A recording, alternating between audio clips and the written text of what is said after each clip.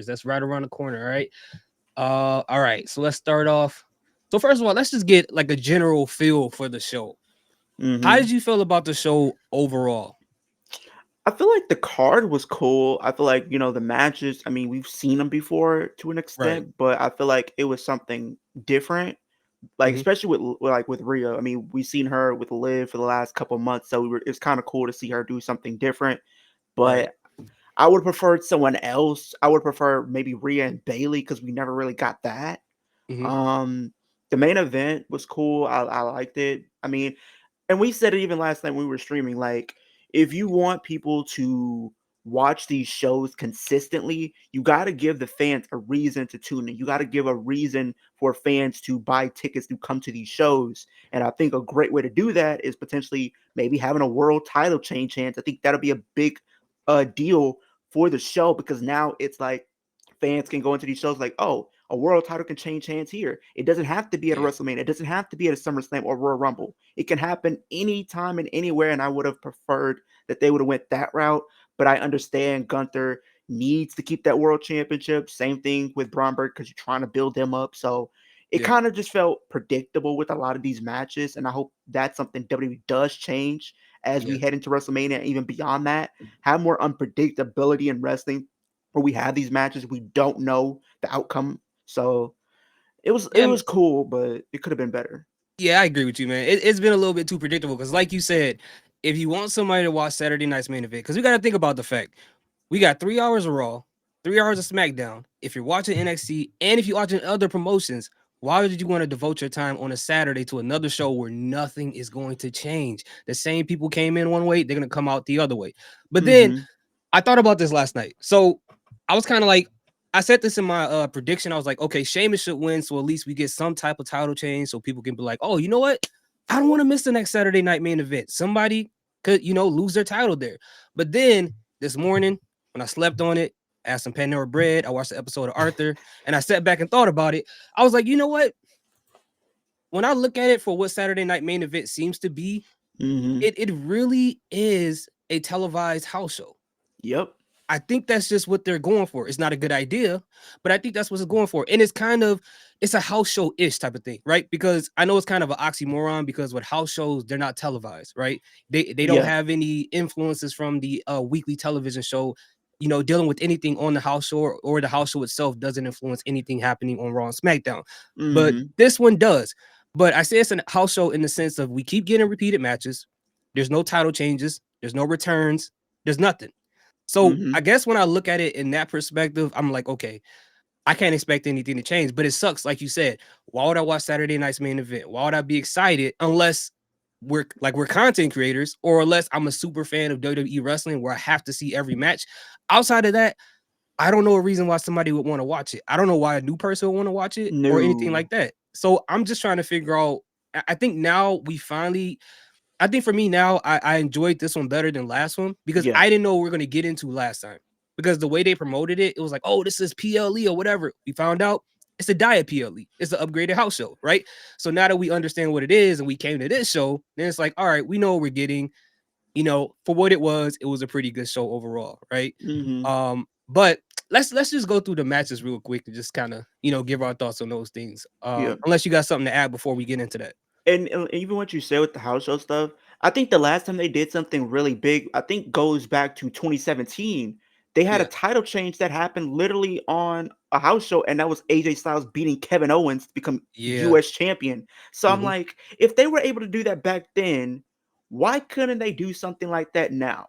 I Yeah. mean, maybe times is different. It was a different regime now than it was back then, but still the concept of having a title change on a house show or even here would have been cool. I just didn't like the ads and stuff like that and Oh yeah, commercials when yeah. we only had 2 hours to play with. Like, come We, on we had now. we had an hour and 45 minutes worth of commercials on a 2 hour show. And I'm exaggerating, chat, but bro, like I said last night, it felt like the commercials was the show and the matches were the commercials, bro. We got so many commercials. Every time I blinked, bro, it was a Peacock ad coming up. And I'm like, bro, do you guys want us to watch the show or not? Like, That's what I'm saying. what are y'all doing right here? And to your point about the house shows, that's true. And I thought it was interesting when TKO and Endeavor announced that they were going to eliminate, most, if not all, the house shows or reduce the house shows. And I Mhm. guess this is supposed to replace those. And I was like, the house shows was my bread and butter, bro. It was like parking was like $10, the shows were like $25 a piece. You know, I could bring everybody there with me. And now that they took that away, bro, it's a lot harder to get in there, man. It's a Yeah, lot harder to man. get in there. But the first match we had on the night, it was Nia Jax versus Rhea Ripley for her championship, the Women's World Championship. So how did you feel about that match? Um, and honestly, when you think about like Rhea Ripley's booking, and I've been kind of critical on Rhea Ripley. It's not that I don't like Rhea Ripley. I'm just not a fan of the booking, like where Right. everybody's she's like invincible. Nobody Yeah. can lay a hand on her and she sell it. Like she does not sell to the best like every other wrestler. Like you look at Liv Morgan, she did not sell for her at all when we seen those two face each other. She Yeah. just Yeah. pretty much no sold everything, and it made Liv come out looking like a joke. And you see what they're Yeah. doing with her now. Yeah. She can't even make Raw Monday Night Raw at this point. And I thought the match was cool. I mean, they have good chemistry, and I think with Nia Jax, she's probably the only one on the roster that I feel like is the biggest threat to Rhea if we're talking about like size and strength Yeah. wise, because Rhea has a hard time trying to battle Nia Jax every time.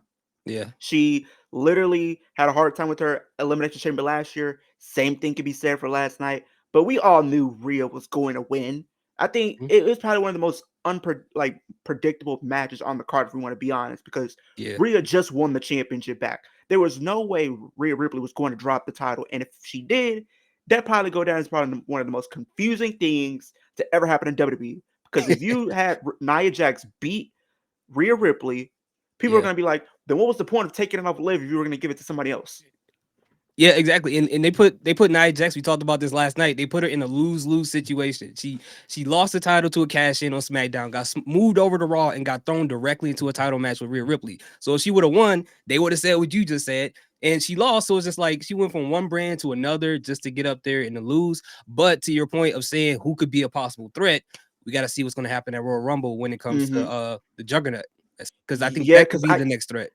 I feel like when we're looking at the path to Mania, my personal opinion, I think whoever wins the World Rumble is going to choose Rhea, Yeah, because last year I think the winner chose SmackDown, and I think the year before that it was SmackDown again, because you had yeah, Bailey win last year, Rhea won the year before that, and both end up choosing the SmackDown title. So I do right. think whoever wins this year will choose the Women's World Championship held by Rhea Ripley. Like Yeah, you said, Jordan Grace would be a cool match. Honestly, I think that'd be a good match for WrestleMania, or you can maybe say that for SummerSlam. I don't know, but yeah. me, I think Io. You gotta put Io in the That's got to conversation. be the one. I think Io is going to probably be the one to win that Royal Rumble next weekend. And Like, that's gonna be a great match at WrestleMania between EO and Rhea Ripley. That's but gotta happen. but as it's been said right now, it's possibility Jay Cargill might not be able to make Mania. So right now, WWE is in talks of potentially doing Rhea Ripley and Bianca Belair at WrestleMania this year.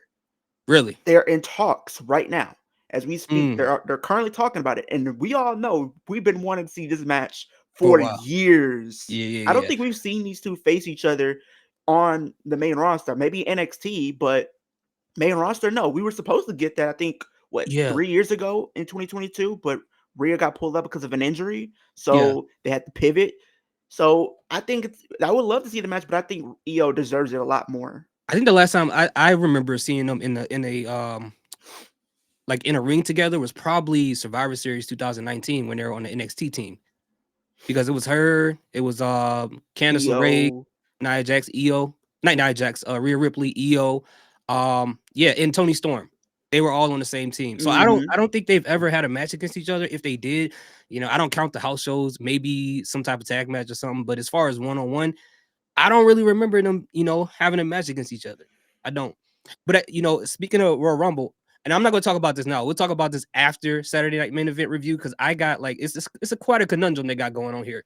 But as far as this match between Rhea Ripley and Nia Jax, I thought it was fast, but we had some funny moments like when Rhea Ripley was trying to put her in the prison lock. Like you ever tried to like flip over a mattress and you try to like Yeah. turn it up and it don't really when she tried Nope, to put it her, comes right back to you. it goes right. That's what it looks like Rhea Ripley was doing when she was trying to put her in the prison. Like it's like her legs just wasn't folding, and it was like I Nope. was like, oh no. And I tried my hardest. I'm like, bro, I'm not gonna crack a joke about that. But man, that was a struggle. And then I think she did like a power bomb off the turnbuckles to Nia Jax. I was scared Mhm. for Nia Jax because of the way she folded up. I was like, Yeah. ugh, ugh. But I don't know. We talked about that last night. I think the elimination chamber match was obviously better than this one. Yeah, Chambers the better match out of these 2, but this one wasn't bad, It but wasn't it bad. could have been a little bit better. A little bit, yeah, yeah, definitely, definitely. So I thought it was a pretty decent match, given the time that they were given, right? Mhm. After that, we had was that the Braun Breaker versus Sheamus match, It right? was. It was For Braun the Breaker v. IC Sheamus title. afterwards. Yeah. So how'd you feel about that match? I mean, these 2 always just seem to have good chemistry and, good matches. Yeah. It looked like Sheamus almost was literally died in that ring because you see when he tried to jump and lunge towards Oh Braun yeah. Breaker met him with a spear, and Oh I'm yeah. like, That was okay, yep. I said, you know what, just in the match at this point. I don't think Sheamus can could continue, and the match continued, yeah. and they made you believe that there was an opportunity that Sheamus was about to win, and I knew that they were going to do something. It could be a close call where he's about to win it, and it happened. Yeah. Then Braun Breaker, had his leg out. I said, Sheamus, what are you doing? You got to get him in the middle of the ring. And it's I don't understand how some of these wrestlers. I get it. It's the way it's being presented and how they go about booking the match. But Yeah. still, pin your opponent in the ring. There's nothing for them to reach. Yeah. And Yeah. I then, agree. I think a lot of people, come out of this match upset that Sheamus didn't win, but I knew that they weren't going to because I feel like they want to continue to build Sheamus up even more and build more sympathy for him, but continue to build Braun Breaker as this unstoppable force to be reckoned with. And I do think we're going to finally get that match at WrestleMania, and then Sheamus can get his moment there. And then maybe you can do like a rehash of what happened in 2016, if I'm not mistaken. We had The Miz versus Dolph Ziggler. Dolph Ziggler wanted that Intercontinental Championship so bad from The Miz Yeah. that he put his career on the line. And it was so crazy that that match main evented that pay-per-view. I can see a situation where Sheamus says, I want that championship so bad. He can put his career on the line for the championship, and we could do career versus title at WrestleMania, and then he can win the title there. You know what's interesting about that? I kind of was when I do it like I did some fantasy booking, and I was kind of Mm-hmm. hoping they would do that when Seth Rollins had the World Heavyweight Championship, and if he were to face Edge at WrestleMania, I was Yeah. kind of hoping they would do that storyline with that because that would have been kind of like the moment of when HBK told Ric Flair like I'm sorry I love you and he hit him with the Sweet Chin Music. That could have been something they could have did something like that in there, but you know what they could do something like that at WrestleMania. But here's the question with Sheamus. So he's been in so many IC title matches and losing them. We can go back to WrestleMania with the triple threat with Yeah. Gunther and Drew McIntyre. So many up to this point. Clash. Clash, all of those. So Yeah. I'm wondering how much patience do fans have, or will they get exhausted from seeing Sheamus in IC title matches over and over? Kind of like how the J fans are getting tired of him being in these championship matches. And losing, yeah. It's the same result every time. Yeah. I and you have a point. I really feel like this could be at risk of fans getting tired. This Yeah, kind of gives me, a little bit of what happened with Rhea and Liv. People didn't mind the feud, but when they kept dragging it on just to reach this big conclusion, yeah, fans start to turn on it. And it wasn't because of the people involved, it was because of the booking and the constant interferences and all that type of stuff. So right. you're at risk of fans turning on this feud. And even though the moment will be good for Sheamus, people might not be as invested because they're tired of seeing this for so long. And you still have Braun Breaker who might come out of that and still might want a rematch. So you still have to revisit the feud again. Over and So over. I feel like we kind of don't need to continue to keep doing that. So Mhm. maybe Sheamus can win it. Maybe this whole transfer portal, maybe Braun Breaker could go over to SmackDown and whatnot, but he's probably going to stay on Raw, honestly. But maybe after that, he can move up to the main event scene because I think he might be a favorite to win Money in the Bank this year. But Yeah. yeah, you can't keep going back to the well because it seems like since I want to say SummerSlam, I feel like they've been just running Sheamus and Braun Breaker. It's been Sheamus and Braun Breaker 1-on-1, Louis Kaiser. It's just been a mixture of these three back and forth in different type of ways. Yeah. It's just like we got to move on to someone else new at this point. Maybe Right. insert a Penta or something. I don't know. Maybe insert a Dominic Mysterio. I don't know. You got to add more people in. You can't just be these three. Yeah, and it kind of gives me that same feel of Chad Gable. You know, Chad Gable going Yeah. after over and over and before he signed that big contract, losing over and over to Sami Zayn. At some point, people are gonna be like, "All right, we don't care no more, man. Yeah. Like whatever, he's not winning it. He hasn't really been doing anything significant with his stable or anything like that. So No. I don't know, but overall, yeah, I thought this match was great. I like any match, honestly, with Sheamus is in it because it's always going to be hard hitting. Sheamus, for some reason, at some point in the match, is always on his knees, taking shots to the chest every single time. Pause, and it's always a great hard hitting match for this man. And that spear was brutal, man. And yeah, I thought it was a pretty good match. After that, we had, I think this was next, right? The Braun Strowman match. Yeah. Yeah. No, it was the contract signing. The contract signing. Yes, sir. Thank you. So how did you feel about the contract signing? Dude, I ain't gonna lie. It was cool seeing Shawn Michaels out there. I mean, a Texas native. I mean, people love him. A Yeah. legend in the business for sure. But I knew when I heard Kevin Owens' music hit, I said, I'm gonna see which shirt he's about to be trolling in next. He came out with the shirt that says Cody Rhodes sucks eggs. I said, okay. This man, I don't know where he gets all his shirts from. I don't know if he just gets them from WWE Shop. I don't know if he just has them in his luggage. Because Yeah. he had Naomi on SmackDown. And I'm like, oh, this man is just trolling everybody now. He Mhm. had Dusty Rhodes shirt on. He about to be, he taking like trolling with shirts to a whole new level. I love it. Like, usually you see people trolling on social media. No, he's trolling people wearing their shirts or Yeah. people that they're cool with shirts. And I'm like, okay.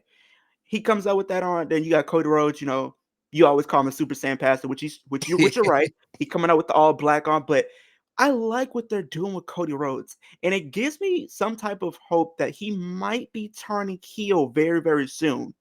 Because the way he's been presented, you can tell that he's on the verge of potentially snapping at some point. Yep. And they tease this like on SmackDown with Damian Priest. He says, "I'll see you around, champ." And I feel like at some point in time, maybe when we get to that feud, maybe that's it where we see Cody Rhodes snap and he just goes like he just hits a new gear. I feel like, but I do think this match is gonna be cool. Yeah. I think what's gonna happen is we're probably gonna get a new championship design because we even said it last night. The championship that Cody Rhodes is wearing, it was meant for literally none other than Roman. So maybe we do see a title that's implemented for none other than Cody. Yeah. Maybe it is the winged eagle title, but with a modern design. I know they've been showing pictures all over social media for like since he came back of like a winged eagle title, but with the American logo in it and it's all white strap. I could see them Facts. doing something like that, and it's meant for him. And then maybe once he loses, we can go back to the WWE Championship, not this one. I don't want the McDonald's Championship. Yeah, I want no. the WWE Championship, the one that you were seeing AJ hold and Seth hold and Ambrose and Mox and all those people. Bring that design back because I was okay with that championship, even though it overstayed its welcome, but it still worked. It didn't. It was simple. It didn't do anything too much. And you know, WWE, they're going to want that type of championship just for the simple fact branding. They're really big on branding, so you're gonna want that championship. So 100%.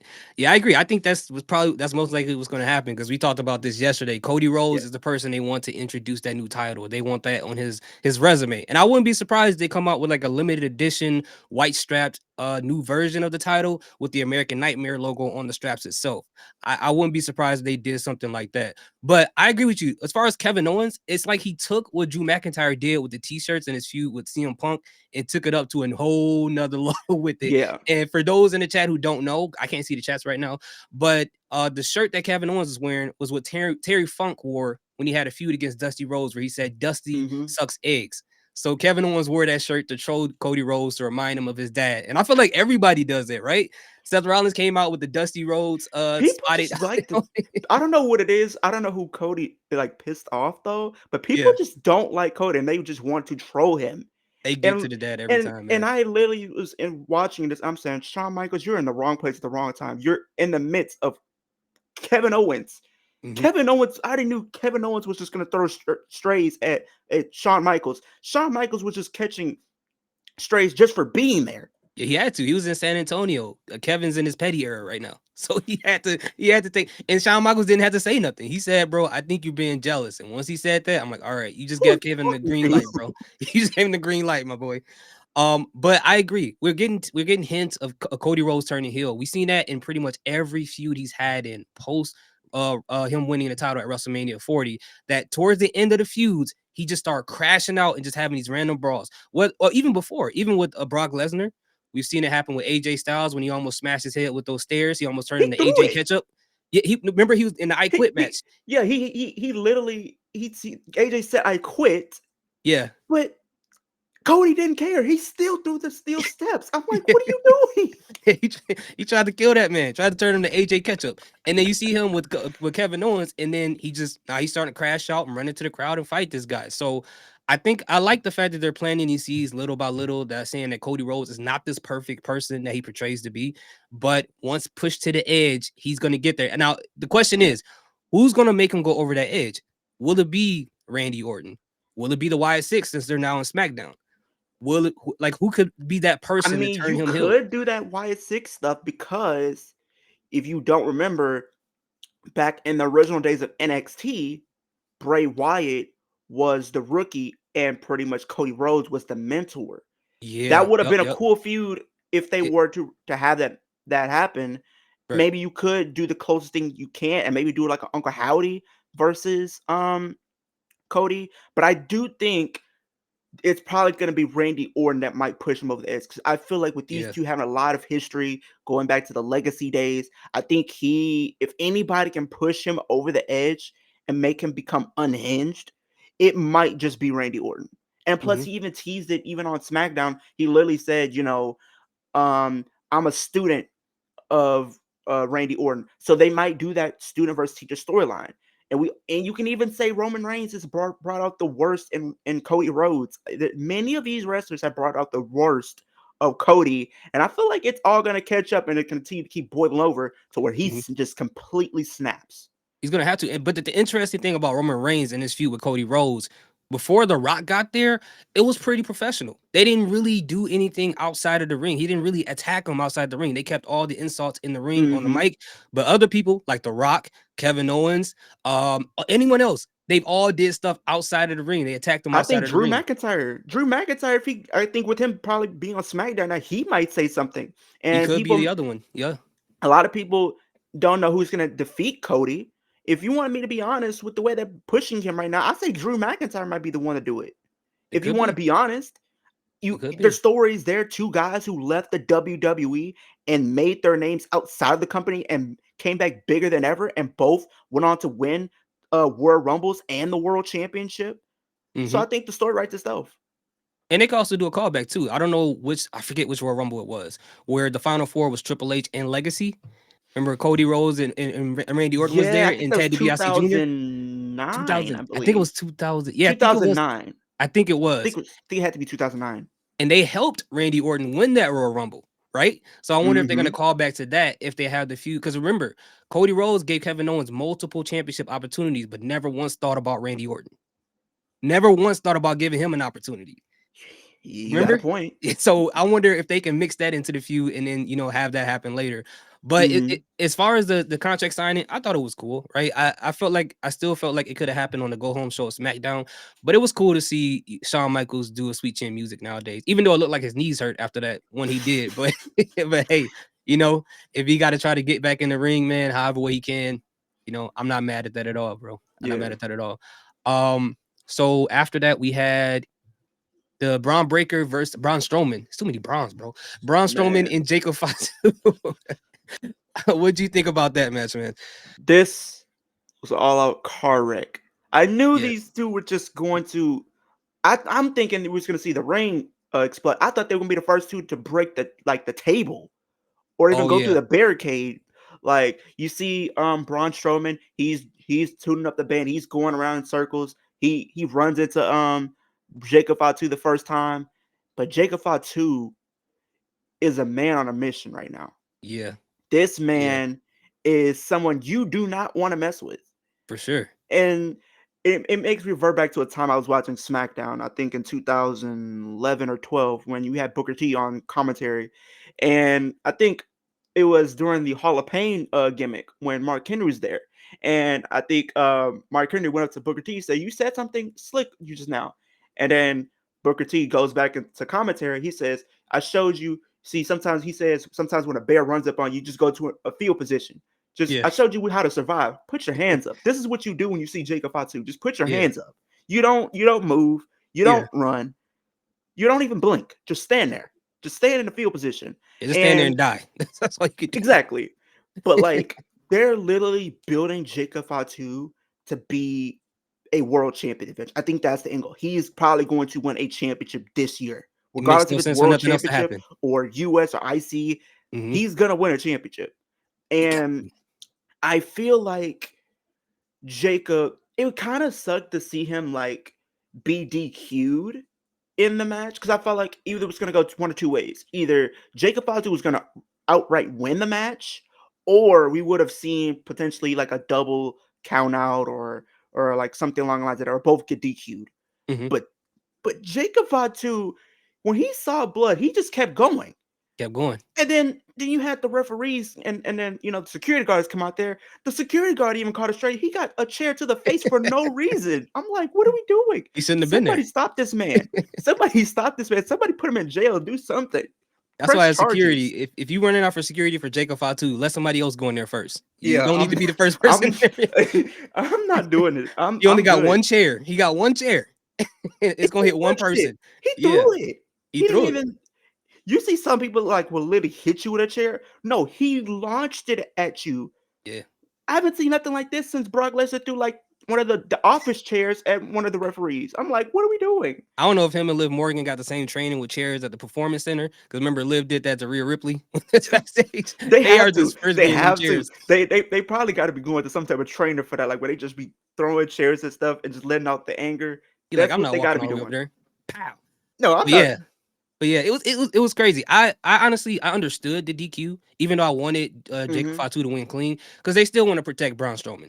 And I think Yeah, that's why. And I think they still want to portray him as this baby face. So in order to do so, one person trying to wrestle the proper way, the other person tried to kill the man. He said, "Hey, you're bleeding. That's not enough blood for me, brother. I need more." So he just kept hitting him with the hip thrust, kept hitting him with a moonsault with security standing right there. Even Tama Tonga was trying to stop him. That's how unhinged he got. I feel like what's gonna happen is at Mania. I feel like he's gonna be in some type of match in WrestleMania. I Mhm. think it's gonna be Jacob versus Solo. I think that's the match we're gonna see at WrestleMania this year because Yeah. I feel like Solo is probably either gonna come back at the Rumble, maybe be in the Rumble probably, Mhm. or sometime after that. And then I feel like Jacob being unhinged now, I feel like it might end up with Solo being one of the victims in the coming weeks as we head into WrestleMania because you got to think he lost to Ulafala. Yeah. And when you don't have that, everybody around you don't see you the same. They saw you as the leader, but now they just see you as an equal to them. Right. So now you're gonna have Jacob Fatu probably trying to put this man on ice and try to send him packing. But Yeah. we're gonna see that. I feel like that's what's the story that we're gonna see. Jacob, he says, "I love you, Solo." I think the next time we see him, he's gonna say, "I hate you, Solo," and boom, Mhm. super kick. He's gonna and what's really interesting even more about this is two things. We saw on Twitter that Tama Tonga and Jacob Fatu, they said blood in, blood out. I don't know if you saw that. They Yeah. all tweeted that. And then after that, we saw Braun Strowman bleeding as much as he did at Saturday night's main event. So I feel like, and I could be off on this, but I feel like the story that they're telling because Roman Reigns lost his Ulafala, and then Solo Sikoa was like, "Oh, he wasn't brutal enough. That's why he didn't take care of business." So Solo got a little bit more brutal than Roman Reigns. He lost his Ulafala. Then Jacob is taking the brutality to a whole nother level Yeah. because he probably feels like Solo wasn't brutal enough for him. And then Yeah. once he faces Roman Reigns, it's the complete opposite sides of the spectrum going against each other in the match. And that's going to be interesting to see how Roman Reigns handled that entire situation. That's going to be a good match. I'm looking forward to Hmm. that, man. I'm looking forward to it. Um, the next one we had was Oh, it was Main event. the main Main event, right? event. Yeah, yeah. World Heavyweight Championship between Gunther and Jey Uso. So how'd you feel about this match? I thought it was a good match, actually. I Yeah, mean, it seems like every time we see Jey Uso and Gunther, they always have good matches.